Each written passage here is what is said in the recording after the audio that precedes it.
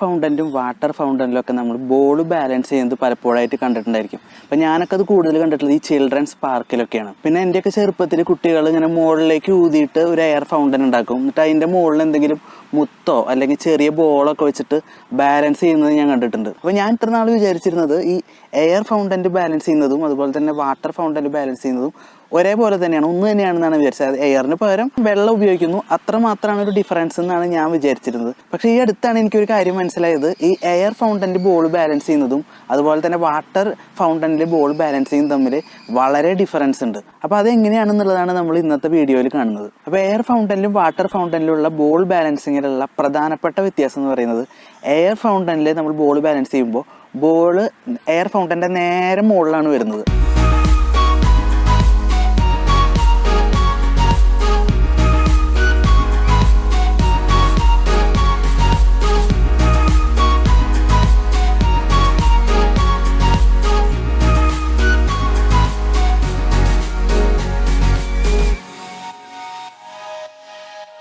അപ്പോൾ വെള്ളത്തിൽ നിങ്ങൾ നോക്കിക്കഴിഞ്ഞാൽ മനസ്സിലാവും, വെള്ളത്തിൽ ബോൾ ബാലൻസ് ചെയ്യുമ്പോൾ അത് വെള്ളത്തിൻ്റെ നേരെ മുകളിലല്ല, ഒരു സൈഡിൽ ഇരുന്നുകൊണ്ടാണ് ബാലൻസ് ആവുന്നത്. അത് ചെറിയൊരു ബോളിലൊക്കെയാണ് നിങ്ങൾ നോക്കുന്നതെങ്കിൽ പെട്ടെന്ന് മനസ്സിലാവില്ല. കുറച്ചുകൂടെ വലിയൊരു ബോൾ എടുത്തു കഴിഞ്ഞിട്ടുണ്ടെങ്കിൽ നിങ്ങൾക്ക് കറക്റ്റായിട്ട് മനസ്സിലാവും.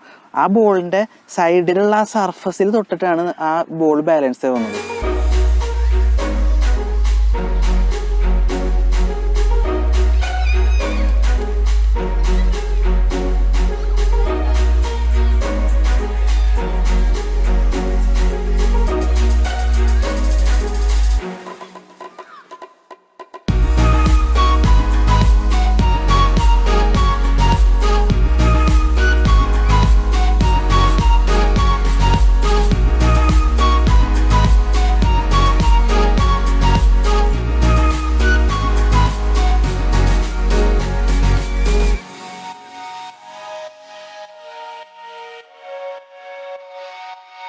അപ്പോൾ ഇതിൻ്റെ കാരണം എന്താണെന്ന് ചോദിച്ചു കഴിഞ്ഞാൽ വെള്ളത്തിൻ്റെ സ്റ്റിക്കിനെസ് ആണ്. അതായത് വെള്ളത്തിന് എയറിനേക്കാളും സ്റ്റിക്ക് ചെയ്യാനുള്ള, അതായത് ഒട്ടിപ്പിടിക്കാനുള്ള കഴിവ് കൂടുതലാണ്.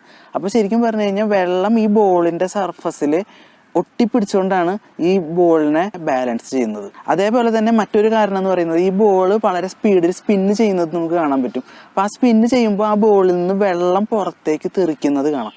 അപ്പോൾ ആ തെറിക്കുന്ന ഫോഴ്സ് കൂടെ ഈ ബോളിനെ ബാലൻസ് ചെയ്യാൻ സഹായിക്കുന്നുണ്ട്. ഇനി രണ്ടാമത്തെ ഒരു വ്യത്യാസം എന്ന് പറയുന്നത്, എയർ ഫൗണ്ടനിൽ നമ്മൾ ബാലൻസ് ചെയ്യുമ്പോൾ ആ ഫൗണ്ടനെ കുറച്ച് നമ്മൾ ചെരിച്ച് കഴിഞ്ഞാലും, സൈഡിലോട്ട് ചെരിച്ച് കഴിഞ്ഞു കഴിഞ്ഞാലും ബോളിനെ ബാലൻസ് ചെയ്യാൻ പറ്റും.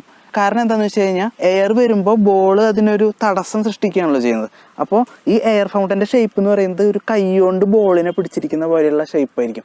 അപ്പോൾ നമ്മൾ കുറച്ചിങ്ങനെ ചിരിച്ചു കഴിഞ്ഞാലും സൈഡിലോട്ടുള്ള ആ ഒരു പിടുത്തം കാരണം കൊണ്ട് ആ ബോളിനെ കുറച്ച് നേരം കൂടെ സ്റ്റേബിളായിട്ട് പിടിച്ചു വയ്ക്കാനായിട്ട് എയർ ഫൗണ്ടന് സാധിക്കും. പിന്നെ മൂന്നാമതൊരു വ്യത്യാസം എന്ന് പറയുന്നത്, എയർ ഫൗണ്ടനിൽ ബോൾ ബാലൻസ് ചെയ്ത് നിൽക്കുന്നത് ഈ എയർ ഫൗണ്ടൻ്റെ ഏറ്റവും തുമ്പത്തായിരിക്കും, അതായത് ഏറ്റവും മുകളിലായിരിക്കും. പക്ഷെ വാട്ടർ ഫൗണ്ടൻ നിങ്ങൾ നോക്കിക്കഴിഞ്ഞ് കഴിഞ്ഞാൽ അതിന് ഏറ്റവും മുകളിലായിരിക്കില്ല, അതിനേക്കാളും കുറച്ച് താഴെയായിട്ടായിരിക്കും അത് ബാലൻസ് ചെയ്ത് നിൽക്കുന്നത്. ഇതിൻ്റെയും കാരണം ഈ വെള്ളത്തിൻ്റെ സ്റ്റിക്കിനെസ് ആണ്.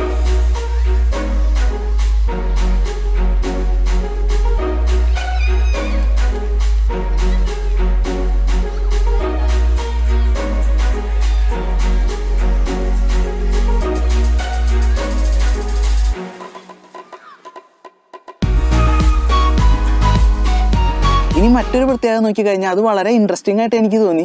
കാരണം എന്താണെന്ന് വെച്ച് കഴിഞ്ഞാൽ ഈ എയർ ഫൗണ്ടനിൽ നമുക്ക് ഒരു ബോളിനെ മാത്രമേ നമുക്ക് ബാലൻസ് ചെയ്ത് നിർത്താൻ പറ്റുള്ളൂ, അതായത് ഒരു ബോൾ ഷേപ്പിലുള്ള ഒരു വസ്തുവിനെ മാത്രമേ നമുക്ക് ബാലൻസ് ചെയ്ത് നിർത്താൻ പറ്റുള്ളൂ. പക്ഷേ വാട്ടർ ഫൗണ്ടനിൽ ബോൾ മാത്രം ആവണമെന്നില്ല, സ്മൂത്ത് സർഫസ് ഉള്ള വേറെ വസ്തുക്കളെയും നമുക്ക് ബാലൻസ് ചെയ്ത് നിർത്താം.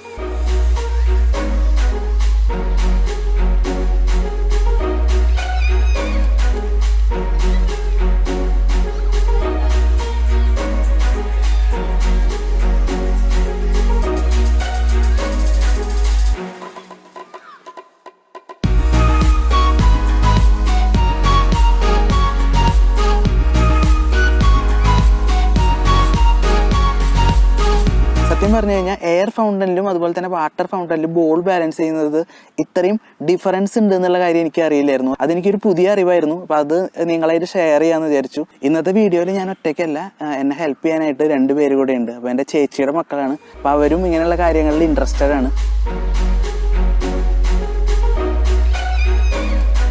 ബ്ലാങ്ക് സ്ലേറ്റിൻ്റെ ഇന്നത്തെ എപ്പിസോഡ് എല്ലാവർക്കും ഇഷ്ടപ്പെട്ടെന്ന് വിശ്വസിക്കുന്നു. ഇഷ്ടപ്പെട്ടാൽ ലൈക്ക് ചെയ്യുക. ഇതുപോലുള്ള വീഡിയോസ് കൂടുതൽ കാണുന്നതിന് വേണ്ടി ബ്ലാങ്ക് സ്ലേറ്റ് ചാനൽ സബ്സ്ക്രൈബ് ചെയ്യുക. ഇതുപോലെ ഇൻട്രസ്റ്റിംഗും ഇൻഫർമേറ്റീവുമായ മറ്റൊരു വീഡിയോയുമായി ബ്ലാങ്ക് സ്ലേറ്റിൻ്റെ മറ്റൊരു എപ്പിസോഡിൽ കാണുന്നത് വരെ എല്ലാവർക്കും ബൈ.